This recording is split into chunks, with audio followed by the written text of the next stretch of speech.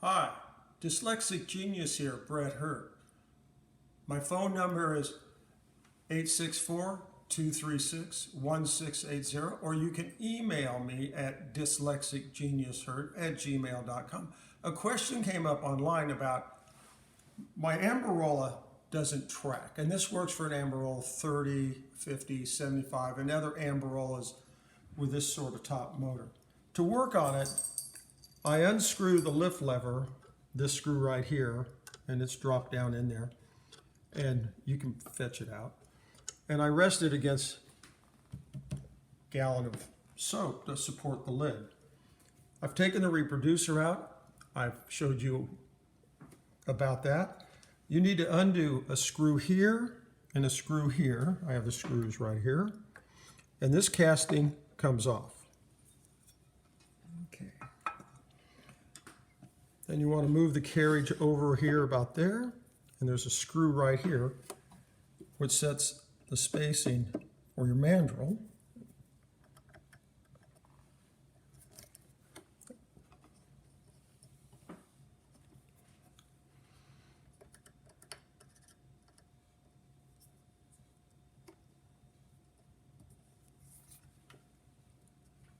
These little screws are really tiny. And you see that set screw. You don't want to lose that set screw. And you're going to pull this piece off. Now in the back here are two metal springs stuck in here. So when you pull the mandrel off, those two springs are going to show. You want to hold the gear, and it's just going to pop, and you can see the springs, and you're going to pull the mandrel off. So to set the tracking, the lift lever is up here, and when you push it down, it engages on this rod with threads on it, which is called the lead screw. So you want to set this down so it just barely engages. And the best way to do that is back here where the carriage runs on this piece of casting. You want to put a piece of computer paper under there, just a small little piece, and then you want to adjust that screw, which moves the half nut here up and down. And you want to get just so it engages like that. And that's perfect. The handle, you can see here, moves up and down. And this screw coming up here adjusts the weight on the reproducer. And the reproducer sits in here, and when you put the handle up, it pushes the weight up. So if you have your Amberola and everything's together, and you have a cylinder on there, and you take this and you lift the handle up, and then you hear it's hitting the record or the cylinder, you need to adjust this play.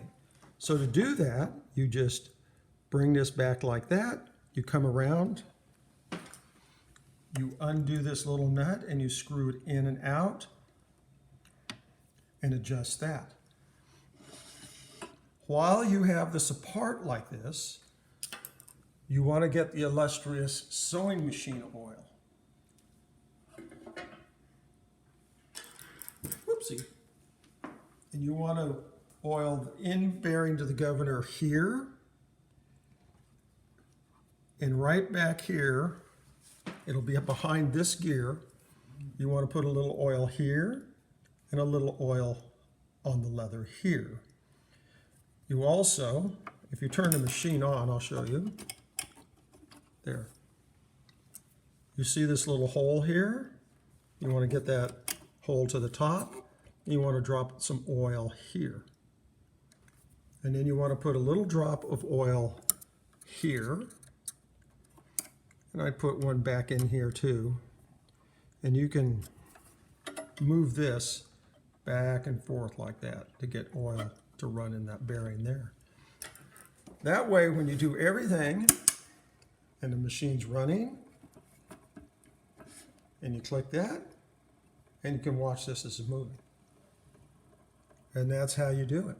That's how you adjust the tracking, the cylinder, and the playing.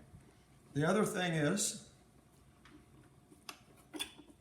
if you're playing the cylinder and the cylinder is going, wah, wah, wah, it's not, you say, oh, that's not fast enough. Well, on an Amberola 30 or back here, 75s, we have this piece of leather, and it comes around, and there's a screw right here. You screw this screw in and out to get the speed for your Amberola. And it's really, you can pull this casting off, and you can turn your record on.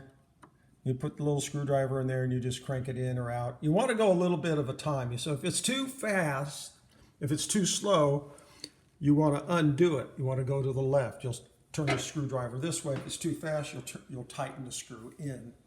And this is how you set the tracking on these and everything. You know, this is a lot of fun. I just wanted to point this out, and that's my tip for the